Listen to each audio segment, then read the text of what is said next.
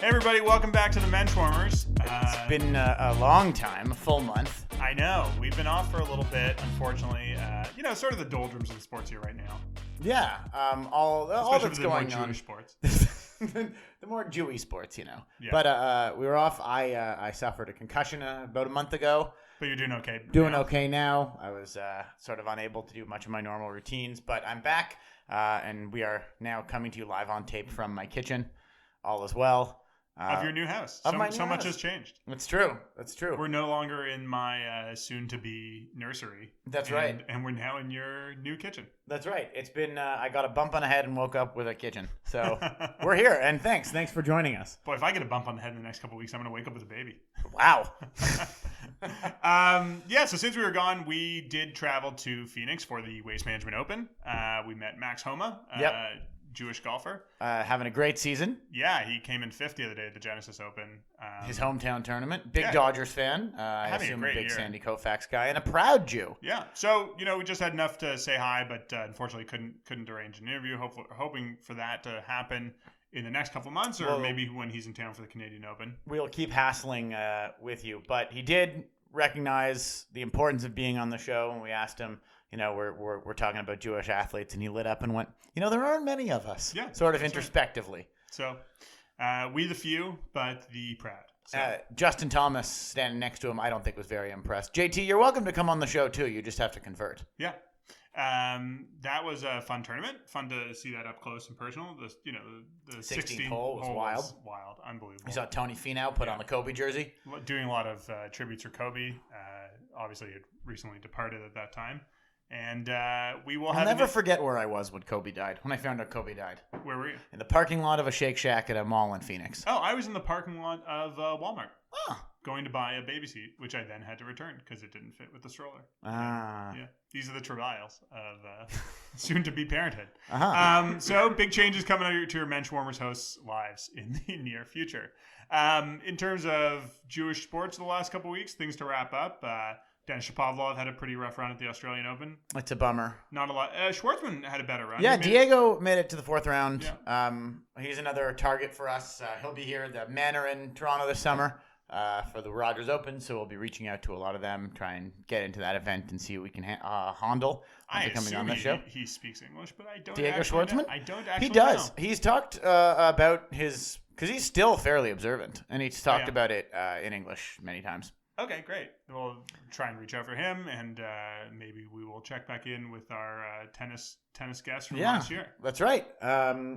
Big Jewish hockey news. Zach Hyman continues his terrific season, and another sort of obvious Jew, Jason Zucker of the Minnesota Wild, now of the Pittsburgh Penguins, going from bad team to a Stanley Cup contender, playing on a line with Sidney Crosby.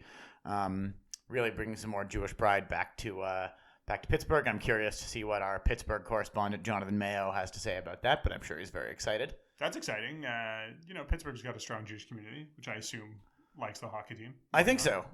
I've been to Jewish Heritage Night at Pittsburgh Hockey Stadium, or Pittsburgh Baseball Stadium. I think hockey is coming up next.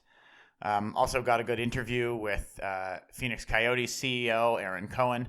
We'll try and get you some audio of that soon. But it was a great chat, and he's sort of a fan of the show, and we're a fan of his team. Yeah. And we got a lot of Coyotes to follow. Yeah. Looking forward, Gabe, it's February 18th today. It dumped about 7 inches of snow that I had to shovel this morning on my way to work. But nevertheless, baseball is in the air and coming back soon. We're here. And the best Jewish baseball player of the last many years is embroiled in one of the biggest cheating scandals since the steroid era. It's a real shonda. Yeah. So Alex Bregman of the Houston Astros is one of the many Astros who is apparently complicit in this sign stealing scandal, potentially using electronic devices, which is explicitly banned, and using other medium like Bing on a garbage can to find out what balls come, which they're using by reading the signs from an electronic device, regardless of whether or not they're transmitting it electronically. Exactly. Do you think they use buzzers? Yeah, absolutely, 100%. I don't know how you explain the Altuve jersey thing otherwise. All the other explanations are nonsense. Come on, let's get out of here. Altuve has attempted to say, and Bregman backed him up on these. He had a bad tattoo. His wife would have been mad if he showed his chest. So, Alex Bregman, you're off our rooting list for the time being. You redeem yourself. Do a little slicha, and maybe we'll come back for the 2020 playoffs and root for you again. We launched... Say a Shehechianu. It's a new season. You can put this in the past. Yeah, we launched a grassroots MVP campaign for you, my dude, and all you've repaid us with is disappointment. It's very true. This podcast is mostly about Jewish pride in athletes, but we should also have some Jewish guilt every now and then. Yeah. I think so. I hope you feel guilty, and I hope your parents have made you feel guilty, Alex Bregman, for what you've done. Yeah, that's right. That's what I hope. I hope he's getting it at home. Yeah, when your great-grandfather... When your grandfather... our people sort of invented litigation, and when your grandfather moved the Washington Senators to Texas, I don't think he imagined his grandson besmirching the state of Texas and the Jewish brand. Yeah, with all this cheating. So he's our reigning Schlemiel, I think, for the time. I think so. He's the Schlemiel of the week. Do better, Alex Bregman. You can do better. And it'll be really interesting to see if any of them can hit this year, because maybe pressure's sure going to be on. Yeah, it's true. And the balls are sure going to be flying at their heads. I feel bad. I worry for Bregman that he might get some anti-Semitic hate thrown at him. I don't know if that's the way this is going. But anyways, you'd hope not.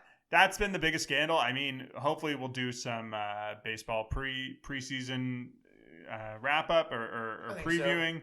So. We've got in the next little while plenty of Jewish baseball players to profile, including some younger ones that are coming up that we should talk about. And even on our hometown Blue Jays, plus with the Rowdy Tellez, plus the Israeli baseball team this summer will be at the Olympics. We're going to bring you lots of content on that during the baseball season. Yeah, and that should be quite fun. Yeah. But for now, as it is that time of year, where the focus is on the more indoor sports, we have a great interview coming up with Eric Koreen of theathletic.com, who describes himself as an indoor Jew. An indoor Jew, but a Jew nonetheless. Eric was willing to join us and discuss the recent NBA All-Star game. We talked a little bit about the legacy of NBA Commissioner David Stern, obviously recently passed away, and who was Jewish. And talk about the future of basketball in Israel and other places, and how Jews are going to affect the game in the future. It's a lot of talk about the cultural history and the cultural impacts various places and people have on the game, from Toronto to China to Israel. I think it was a really interesting conversation with we touched on a lot of different topics. Didn't get to ask him who his guys were. No, we didn't ask him who his guys were. I think it's probably Carter. I feel like he's a Carter guy. Yeah, probably. I think we've been Oakley. I feel like he's an Oakley guy. Yeah, he could. Charles Oakley. Yeah. Something that came out of our conversation with Aaron Cohen. When we ask people their favorite athlete, we gotta say, can't say Sandy Koufax. Right. Like, who's your favorite Jewish athlete? Don't say Sandy Koufax. No Koufax. Yeah. It's like if you ask, what. There's a question, you probably asked as a kid, people have been discussing it. What fantasy world would you have liked to live in if you could live in any fantasy world? Well, the answer is obviously Harry Potter. So you have to say, it's like, what fantasy world do you live in? By the way, you can't say Harry Potter. Why is it obviously Harry Potter? I don't want to live in a Harry Potter world. You don't? It's just our world, but you have magical powers. Yeah, but all the things I think I know about the world will keep getting changed retroactively by the author. It's a good bit. Yeah. No, I don't know what fantasy world I would pick. I don't know why it's the Harry Potter one. I think Harry Potter is pretty much a standard question. Our producer, Alex, seems to be staring blankly. So I guess Harry Potter would not be his choice. His choice would be Harry Potter. Okay, he's clarifying with us. As a kid, you just choose what's popular. That's true. You choose what's popular. I wouldn't want to be... I thought about the treks and the wars, and I think the risks of death are too high. No, you're more likely to be be some red shirt than a hero. If we're including Star Trek, then I'd absolutely want to live in the Star Trek world. But you'd be a red shirt. But it's post-scarcity. It's great. There's as much of everything you want. Anyways, enough fantasy talk, and let's go to the real sports and our conversation with Eric Koreen after this break. We're here with Eric Koreen of theathletic.com. Eric, thanks so much for joining us. No problem. Thanks for having me. Welcome to the Menschwarmers. It's great. It's great to be here. A fellow mensch, a fellow Toronto Jew. The last thing is not debatable, unless you don't want to consider Thornhill Toronto, which would be fair. Oh, are you from Thornhill? Yeah, I don't like to share that, but I guess me and Milos Raonic have that in common, and sometimes Andrew Wiggins, depending on his mood. Right. I feel like there's more guys from Thornhill who could lend it a little more cachet these days. Yeah, it used to be just me and Peter Polanski. Shout out to Peter Polanski. But hey, Denis Shapovalov is Jewish, and but we talk about him a lot. Yeah, but he's now cites himself from Richmond. Not now. I think he's from Richmond Hill. Yeah, the Northern Hill. Is that like another level of Toronto gatekeeping? Like you're not even from Thornhill, you're from Richmond Hill. I don't think so. As much as I would like it to be so. Thornhill's an odd place. We're just a postal code, like it's Markham and Vaughan, and we're just an area in there. So the city. I don't know. I know some people, quite rightly, have their stereotypes about people from Thornhill. Well, not us. We're non-discriminatory when it comes to the Greater Toronto Area Jews, whether from Toronto or Thornhill or Richmond Hill, and that's it. My wife, she met me, and It was very eloquently put, and she didn't want to date somebody from Thornhill. Sure. She had a preconceived notion about. Well, her passport was out of date. I'm sure it was a big hassle. So I know those stereotypes exist. My wife is also a Thornhiller, and she knew I was really committed when I was willing to drive north of Steeles to meet her. That was the real divide. Some people are talking about a wall going on. All right, I think that's enough internecine fighting among the GTA Jews. Eric, do you mind just telling our listeners a little bit about yourself and your career? I started covering the Raptors in 2008. Before that, I went to Ryerson University in the journalism program, and I worked I was officially an editorial assistant for the Canadian Press from about 2004 to 2006. What that functionally meant is I was doing Agate, which is the back page of the sports section, essentially, sort of formatting the standings and the results and taking calls from people, across the QMJHL and all the fun leagues. And you were always rooting for there to be like no late 10:30 p.m. starts. You wanted all the starts as early as possible so you could get done quickly and go home, and as was the case to Thornhill. And I was still in school, so at some point I found that shift work and working until 3 a.m. didn't really mesh, and I was going crazy. So I stopped working there, and shortly after I went to the National Post, who was expanding their sports section. What a time. That's how old I am. Yeah. That was 2006. I started there part-time and sort of on the copy desk doing a bit of editing and a bit of writing, and eventually I was part-time and the Raptors job came open, and I didn't get it the first time, and then it came open very quickly again. Who did? Matthew Sakaris got it. So Aaron Weary left for, I believe, McLean's, and Sakaris got it, who was very nice to me. He was very, very supportive of my career, but then very quickly a job opened up at the Globe and Mail, so I think he was at the Post for 4 or 5 months. But because I didn't get the job the first time, I missed out on Raptors training camp in Italy. So, not great timing for me, but I did get to go to Ottawa 2 years in a row after that. So I was at the Post I got that job in 2008. I covered some really bad Raptors teams, and I covered some pretty good Raptors teams. Right. But I was laid off as a part of the great post-media layoffs of 2016.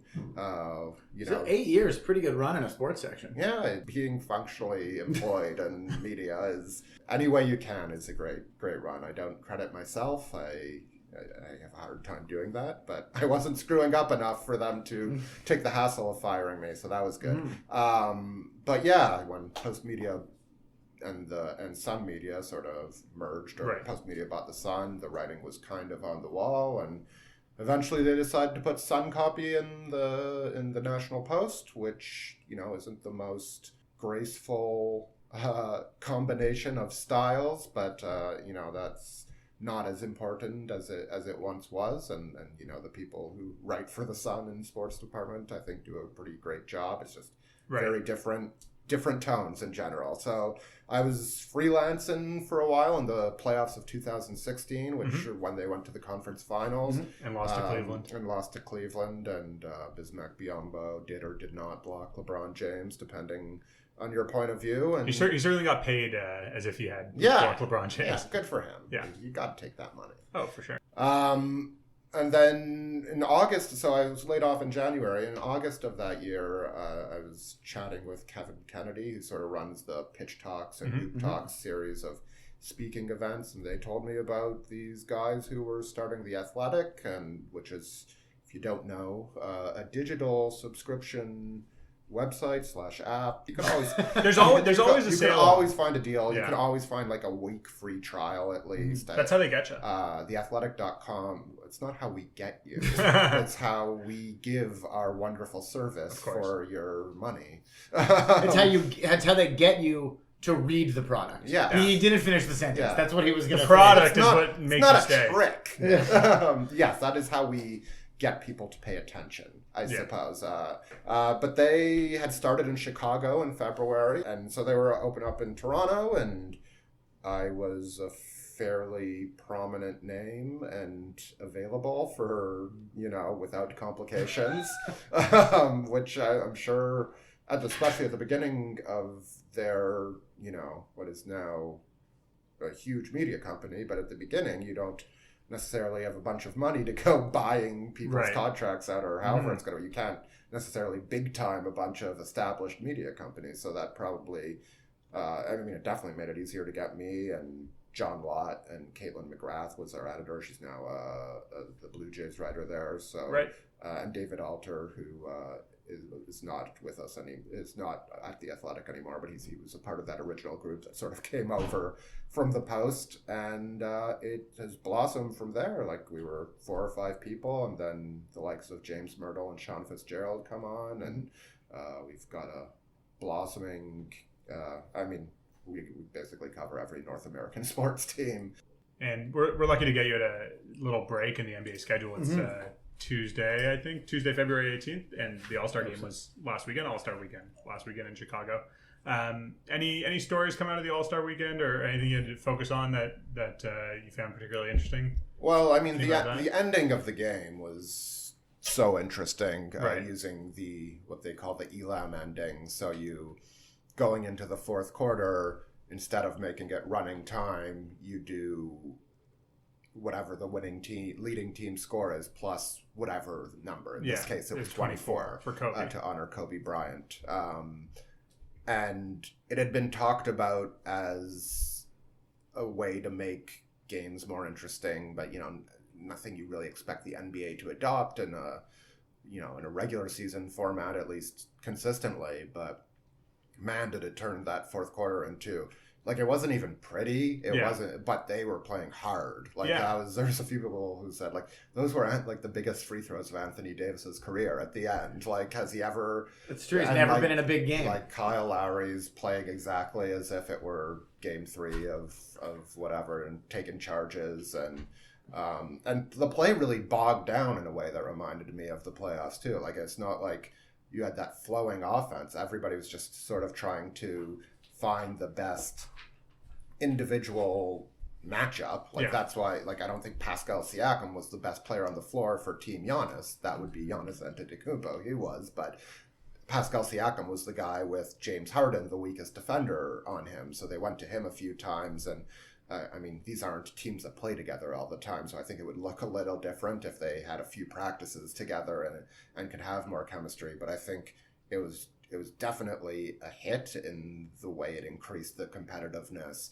And looking at it from a Raptors perspective, like, Nick Nurse is coaching, and both Lowry and Siakam were on the floor as their offense pretty much went dry. So I don't want to, say this is what will happen in the playoffs. But I think the biggest question about the Raptors is their late game offense for going into the playoffs. It's, everybody thinks they can hold up defensively, but offensively they don't have that guy like they did with Kawhi or even DeMar DeRozan. They have Kyle Lowry, who's, certainly very talented, but as, a 6-foot guard can't get, a great shot anytime he wants. And there's Pascal Siakam, who's still learning how to do that. And when he's, playing, we saw what happened to him in the playoffs last year. Like, he still had the occasional productive game, but, when you have Jonathan Isaac and then Joel Embiid and Giannis Antetokounmpo and Draymond Green on you, it's not like you can just get to wherever you want like you can against, probably Phoenix on Friday. So it is something he's gonna have to learn in real time. And so if you wanted to really stretch, you could say the way Team Giannis looked down the stretch of the All-Star game doesn't bode well for the Raptors, but also they were playing some of the best defenders in the world, and we won't be seeing all of them at the same time in the playoffs. So I think there's something there, but not much. But it was just from a basketball perspective, super interesting. Do we know if there were any Jewish people involved other than Adam Silver in the last 24 minutes of the game? None of the 10 players. I think so. None of the players. Is Jerry Reinsdorf Jewish? Ooh, good question. The owner of the Bulls? Yes. Our producer is telling us yes, he is. He might have been the most involved, Davis too. and Eric Lewis are two of the referees not Jewish. Oh, those are... Mark Davis, was it with a C? I don't know. If it's with a C, that would be a good... We call them Mike Jacobs All-Stars, which are players or refs who... could be Jewish. Could be Jewish, but not. Yeah. Jonathan Isaac's a good one, too. Yeah. Well, it's always an interesting... Not Jewish. It's always an interesting question about how to sort of do experimentation in these big games or in sports in general. It's like, the rules for basketball have been pretty much the same for the last 50-odd years, aside from zone defense or hand checking, things like that. But the actual format of the game remains the same. Yeah, and I mean, one of the most prominent complaints from casual fans or non-fans who have tried and don't catch on to basketball is the ending takes forever. Yeah. There's too many timeouts, so they lowered the number of timeouts you can take. But it still can be pretty choppy. And it's not that this wasn't choppy, but you never got nobody's fouling on purpose to extend it. That's the difference. Ironically, the game ended on free throws because there was a foul, and maybe that's something they take a look at changing, although I can't think of a fair way to really do that. But I think it's a good, big, dramatic moment. Yeah. It's a single shot. We don't need to get into the minutia of that necessarily, but you just have teams defending their butts off, and that was, one of the most surprising things to me is that all-star defense was better than all-star offense. Team LeBron, I think it ended up being 33-22 in the fourth quarter. So once at the end of three quarters, but it's not like, I don't have the numbers in front of me, but it's not like they were raining in shots. It was pretty grimy. It was a tighter game than it had been in the past several years. And maybe, again, that just has to do with players who haven't played together. And LeBron's used to having the ball, and Kawhi's used to having the ball, and who else was on? James Harden's used to having the ball, and Chris Paul has, gotten a bit more off ball this year, but, he's had the ball in his hands for most of his 16-year career now. So I think one team sort of couldn't find that guy to get going, and the other, I think Kawhi was the closest thing to really get it going, but then LeBron's taken shots from the logo to try and end the game when they're 3 points away. So it was really neat. I can't say enough good things about it, and whether they have to tweak it or not, and whether it will continue to work in the same way. If one team was up 25 instead of up 9, I think it was. Right, it would never have gotten that tight in the fourth quarter. Yeah, it wouldn't have been that way, but the first time it really worked, and you can see, I assume this is the type of thing that, maybe they start to try that ending in a bit of Summer League or a bit of G League. Well, maybe one thing they've talked about this year is introducing some sort of mid-season tournament. That would be a great place to experiment, because you're already doing something that's a different format. Yeah, and if you're not counting it in the standings, then... or if it's being counted in some alternative way. Then, for playoff seeding or something like that. Yeah, you don't feel like you have to weigh it, and you don't have to play the game in the same exact way. Are these things that the recently deceased David Stern, who is Jewish, and his replacement Adam Silver also is, are these things that David Stern would or wouldn't have done? I think Stern was viewed as, in terms of the rules, maybe as a bit more conservative than his predecessor. But he certainly expanded the game and marketed the game in ways that totally changed things. But if you look at the form of basketball, the biggest change during Stern's tenure was probably hand checking and allowing and getting rid of defensive illegal defense and adding zone defenses. That sort of happened during his tenure, and that has led to this offensive explosion. It wouldn't be possible if you were allowed to impede the dribbler so much. So he was. Plus, they had that weird ball. Oh yes.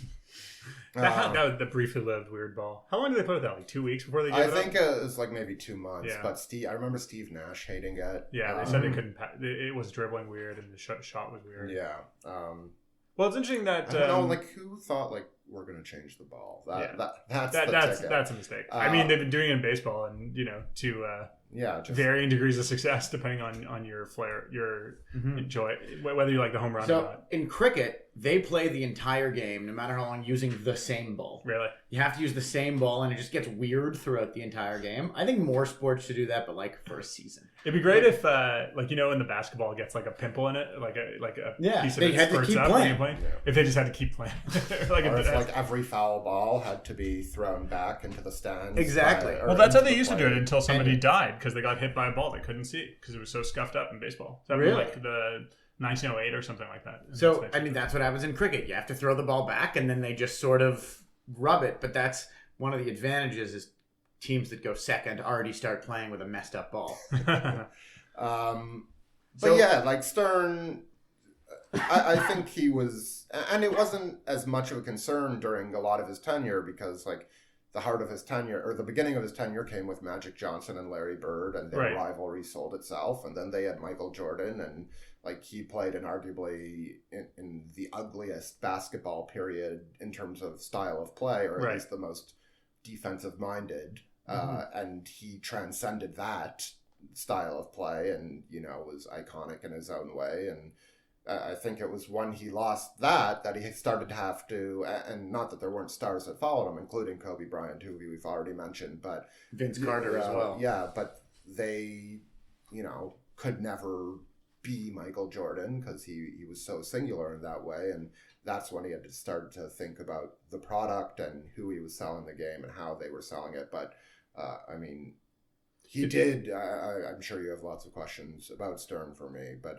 he really opened up the game internationally, which I think is his biggest legacy. Do you remember when Maccabi Tel Aviv beat the Raptors? I do. My brother, who I didn't mention in my bio, my brother is 5 years older than me and was also, he worked for the Toronto Sun as a writer. But he was covering the Raptors in that game. And it was so you're the second Raptors covering Koreen. Yes. Anthony Parker's big breakout game. Yeah.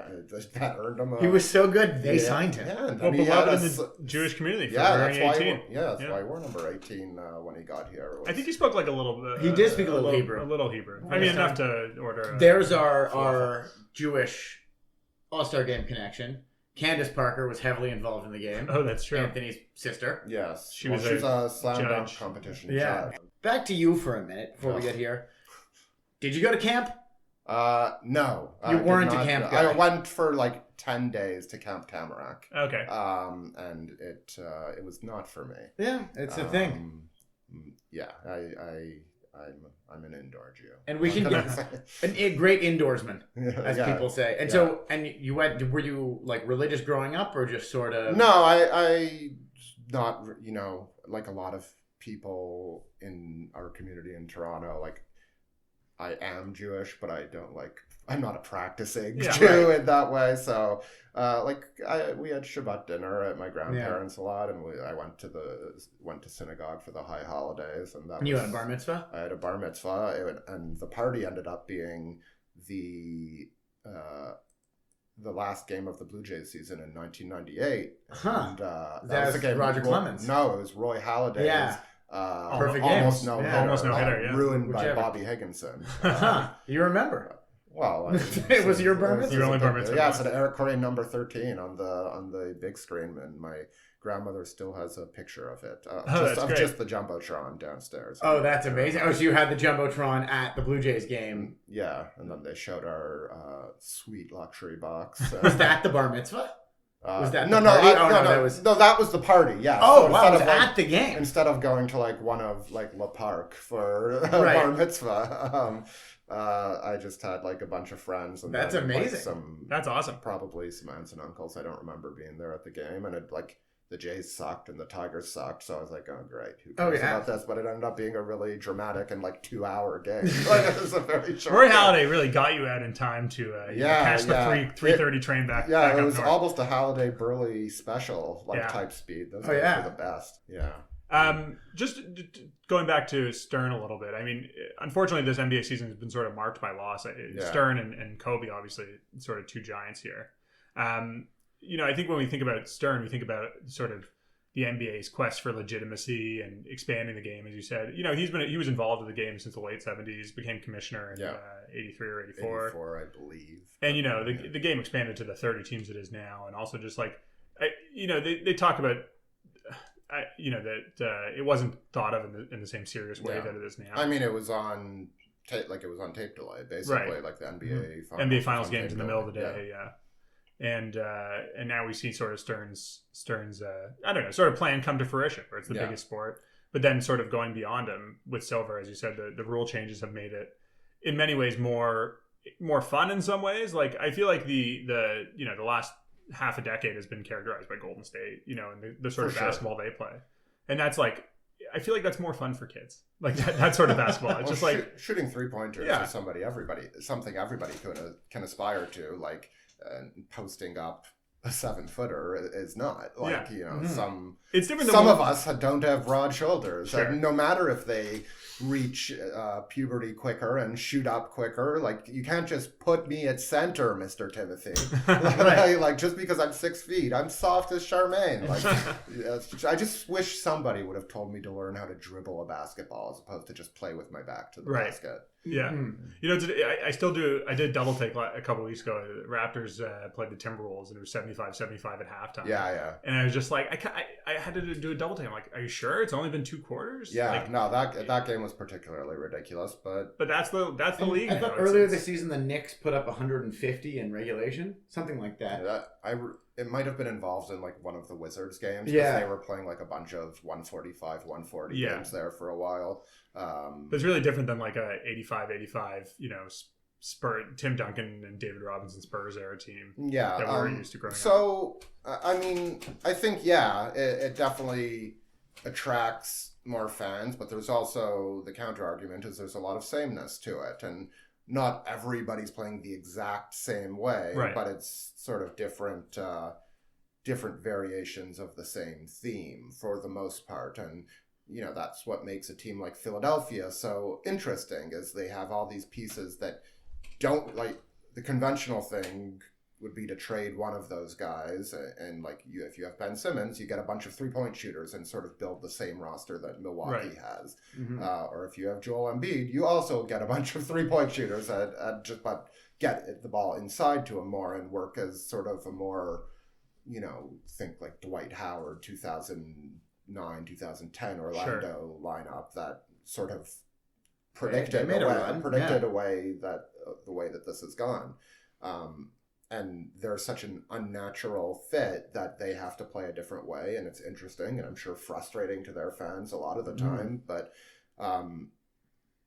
styles make fights, is what they say, and I think it's a valid concern that there's a lot of sameness right now, and that's just because 3 is more than 2 every time. And Antoine Walker once said, I shoot so many threes because there are no fours. Yeah, until somebody can make like 80% of mid-range 2-pointers, it's hard to make the math work consistently. And yet in the playoffs, as you're playing the best defensive teams in the league generally. Sure. And like think of the Toronto Philly series last year. Like Kawhi Leonard lived in the mid-range. He Philly was so good and so big that those were the shots that he could create for himself. And unless he had that shot, Toronto loses. And that's the way that the playoffs work sometimes. And now, of course, like if you compare it to 20 years ago, pace is still way up in the playoffs and 3-pointers are way up. And the Warriors winning 3 out of 4 years, and especially that first year when they didn't have Durant, sort of kick the old, you can't win this way, you can't win the championship winning this way. But I still think in an ideal world you get a bit of both, and that probably, or not both, there are more than two ways to play basketball, but you get a bit more variety. And I think to really get that involves doing something with the 3-point arc, and I'm not sure what the right thing is to do. Well, I think from our perspective as a Jewish sports podcast, it gives us some hope that there might be room for more Jewish basketball players in the future, because, what we lack in height, usually, we might make up for in determination. And precision. I mean, everyone's seen that old guy at the Y who can just like nail 3 after 3 after 3. There's like a grandpa moves that they have. And not to diminish, the athleticism of someone like Steph Curry or Klay Thompson or something like that. And obviously they are quite tall by human standards, if not by NBA standards. Yeah. But by Jewish standards. They'd just be somewhat tall. They'd be extremely tall. Well, what? Steph Curry's 6'3", I think. Right. Or is officially listed as 6'3". Anyway, we don't need to get into the exact merits of this. But yes, like, there is still... Like, what we're dancing around is Jews aren't known to be the most athletic folk. And especially basketball has been the one where we haven't really played much. Used to. In the 50s. Yeah, but there's a different type of athleticism is required, and it's more, horizontal athleticism than vertical athleticism. It's more about moving laterally instead of jumping, having the 36-inch vertical. I just watched the Vince Carter dunk contest again from 2000, and that was the year they showed. I mean, they might have done this for many years, but they showed each dunker's vertical leap on every dunk, and like for his, it was like 36 inches. Like he got off the ground by 3 feet. It was unreal. Watching those clips is still amazing. No so one's he's 6'6". If he's off the ground by 3 feet, that means his head is at 9'6", so basically at the rim. So no wonder he's able to do all that stuff. That's how you get your whole elbow inside the hoop. They have a thing, exhibit at the Real Madrid stadium, at least they used to, where they would hang a ball from the ceiling where Cristiano Ronaldo could head and see if people could go head it. And they're just videos of people missing by feet. Like, just regular people going full run-ups and jumping up. So it's an inhuman thing. Yeah. How high pro athletes can jump. So maybe, I don't know. There's been a lot of Jewish basketball players over the years. I don't know how many of them dunked regularly. Good question. Well, Omri Caspi, he was could he dunk? 6'8". Yeah, and Farmar could dunk, I'm sure. I think so. Yeah. Willie Cauley-Stein could probably dunk. He's half. He is half Jewish. This has been a peccadillo for our podcast. We've tried to look into Willie Cauley-Stein's Jewish heritage. Apparently, his maternal grandparents are Jewish, and that's where the Stein comes from. Yeah. But all we found is one magazine article from a Sacramento City magazine from a couple years ago, and other than that, we haven't been. We've dug, but we've come up dry. As we research this show, there's a lot of uncited Wikipedia. And bring this up. Were you aware of any of the Fred VanVleet Jewish rumors that went around for a while? Those escaped me. Yeah, it's shocking. Last year during the playoffs, somebody, and neither of us, promise you it was neither of us, edited Fred VanVleet's Wikipedia page to put him in the category of Jewish professional basketball players. And, from who we are, our Twitter, people we know, etc. So it just sort of came like a wave. Did you know Fred VanVleet's Jewish? He's Jewish, and this was right when he was starting to heat up. Yeah. He's not Jewish. As far as we could tell. One of a different guest we've had on this podcast asked us if he was Jewish because he had heard the rumor. Yeah. No, I did a fairly in-depth profile of him, and while I can't guarantee he's not Jewish, in my research, it did not come up once. That's pretty good. That's good. That's good confirmation from a relatively primary source. It's better than us digging through someone's Instagram feed to see if there's any Passover pictures. Yeah, we look for a lot of Jewish wedding photos, and Passover pictures is a good one. Or really just the absence of Christmas celebration in social media can be useful, Yeah, except then, that doesn't necessarily mean they're not Jewish. That's true. If they have a significant other and have been celebrating Christmas for a few years, got to get the best of both worlds. Sometimes. No, it's true. I mean, we're looking deep, and when we see a Frank Kaminsky or something like that pop up in our news feeds, the first inclination, I think a lot of Jewish sports fans do this, is oh, Kaminsky, Jew, and look into it and say, no, just a very, very tall man, and Eastern European, not Jew. Yeah, I assume.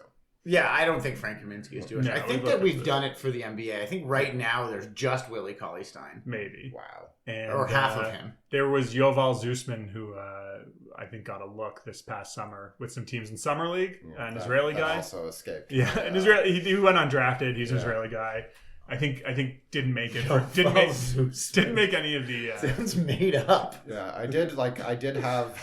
It does sound like sound made up. Like a 2K creator. Exactly. I did have the Caspi watch when Omri Caspi first came into the league. I would always hashtag it as just in it, like nobody was interested. That was an early failed bid on this podcast. Was what did Omri Caspi do this week? Yeah, it was just a running gag with myself. Nobody was remotely interested, but he was not terrible at times. No, he got a ring. He got a with ring. the Golden State, I think. I'm not sure. It's definitely possible. He was definitely on the team one of the years they won. I can't remember if he finished the season. He might not have been on the playoff roster. But yeah, he was. He had some good years in Sacramento and Cleveland. And yeah, he was a nice player. I basically couldn't stay healthy. I think who among us? I think the next big Jewish. We're not known for our strength. Yeah, our immune systems. I've had a 2-month calf strain. Now, anyway, it's not getting better. I do think the next big Jewish basketball player will probably come from Israel, where basketball is really the most popular sport, or equal with soccer, but as a spectator sport, definitely the most. Yeah, no, there's definitely. I mean, I haven't been to a game in the league, but it's a thriving league, and you can see anywhere where, like, I was just talking to Milos Raonic for a story on The Athletic about his Raptors fandom. Sure. And he was like, we got to Canada and the Raptors, like, basketball was something we knew because they were from the former Yugoslavia, and like that's a basketball mad part of the world, and for no other reason than they're taller than average people. Sure. Right. So once a sport becomes culturally prominent like that, just like we're seeing in Canada, I've written who knows how many articles about the Toronto basketball boom and the Canada basketball boom, but it's definitely it's possible that could happen in Israel. I would have to do a lot more research to say how plausible. It takes one and then to sort of snowball effect. Exactly. That was. Although I guess the Yao Ming never really created in China what they thought he would have. But it's true. When Yao came out, there was I remember reading stories about there's 1,000 guys who are 7 feet tall playing basketball in China. And we haven't really seen any of them. No, we've seen a lot. I think the global growth into Africa has certainly produced a lot more. Like you look at Team Giannis's starting front court, which is Giannis Antetokounmpo from Nigeria via Greece, and then Joel Embiid and Pascal Siakam, both from Cameroon. So it takes the role model, like you say, and but not impossible. It is a country that definitely supports basketball, so I think you get one special talent that's pushed that way, and there you go. Well, we do have Mari Stoudemire in the Israeli league right now. Later in life Jew. Famous Jew. Yeah, famous Jewish basketball player. My cousin claims to have seen him at the Kotel. Yeah. I don't think that'd be somebody you mistake, but... Yeah, he's a pretty famous guy and hard to miss. Basketball players are often easily identifiable. With your exposure to the Raptors, do you have any advice for getting Larry Tannenbaum to come on our podcast? Yeah, no. It's not going to happen. Is that a challenge? Yes, if that's what you need. Everything. My doubt, as all of Twitter will tell you, it was my doubt that propelled the Raptors to a championship last year. I think every Raptors fan I know has talked about how the team sucked for the last 15 years. It's like, you picked Milwaukee to beat the Raptors. This 67 win Bucks or whatever they were. And then you picked the team that had won 4 out of 5 or 3 out of 4 championships to beat them. What a irrational human being. Well, there you go, Larry. If you want to prove Eric wrong, as the Raptors did last year, feel free to. If you're listening, Larry, come on our podcast and. We promise you only softball questions. Yeah, maybe Drake and him will come on together. Larry first, that's the dream. Drake second. Yeah, that's the dream. Yeah. Well, thanks again, Eric. It's been great having you. Thanks for having me. It was fun. Well, thanks again to Eric for joining us. Glad to have the definitive word about Fred VanVleet. It's true. I think we all held out hope for a while. Apologies to our listeners, especially our former guest and we assume still current listener, Max Winkler. Sure. Fred VanVleet is not Jewish. Sorry, Max. But I expect to hear from you about it. Maybe one day we'll get him. Exactly. Maybe one day. Another piece of interesting Jewish sports news announced yesterday, I believe, the Chelsea, the soccer team, formerly widely known to have a ton of Nazi fans. Sure. And they have the history to do this.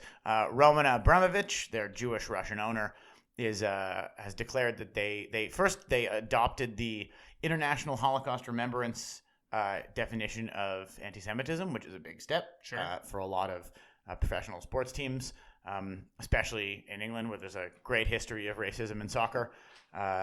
Actually, an interesting story. Did you see the other day the fan that was kicked out by other fans for yelling racial abuse at a black player in Italy? No, I didn't see that, but that's a good step. It's sad on the one hand, but a good step in the right direction. Well, the whole crowd started chanting for security to get rid of that guy. Wow. And then they stopped the game, and all the players, like on both teams, pointed him out and started booing the guy. Wow. And they got rid of him. And then they kept going on. So it's good to know that support for your fellow competitor transcends fan racism. Anyway, on that topic, Roman Abramovich and Chelsea, they're hosting, I think it's the first global symposium on sports and anti-Semitism. Wow. And that should be by the end of the summer.